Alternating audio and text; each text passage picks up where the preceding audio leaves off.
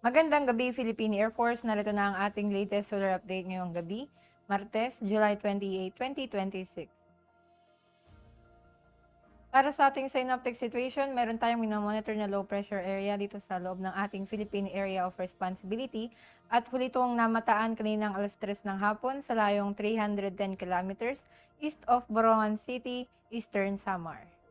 Samantala, ang easterlies naman ang patuloy na makakaapekto dito sa nalalabing bahagi ng Bicol Region at Cagayan Valley, Aurora at Quezon. Asahan din natin ang maulap na kalangitan na may mga kalat-kalat na pag-ulan, pagkulog at pagkidlat.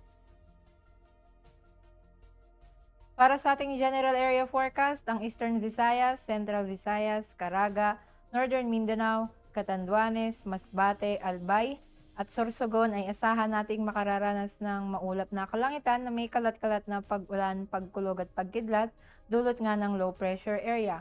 Dito naman sa Metro Manila at nalalabing bahagi ng bansa ay asahan nating makararanas ng bahagyang maulap hanggang sa maulap na kalangitan na may pulo-pulong pag-ulan, pagkulog at pagkidlat dulot naman ng localized thunderstorms.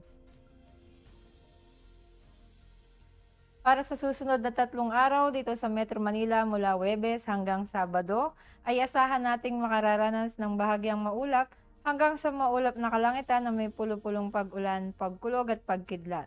Gayon din dito sa Cavite, Lipa, Angeles, Puerto Princesa, Kalayaan Island, Mactan, Zamboanga at Davao. Ang araw ay lulubog mamayang 6:27 p.m. at sisikat bukas ng umaga ng 5:39 a.m. For moon illumination, meron tayong 100%.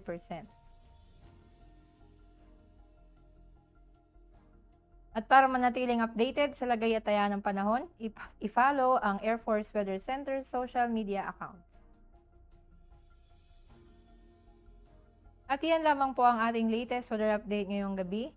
On behalf of our Commanding Officer, Colonel Hermelino T. Calobiran Jr., PAF GSC, I'm Sergeant April F. Salas, Philippine Air Force, Weather Broadcaster ng Air Force Weather Center. Muli, magandang gabi, Philippine Air Force.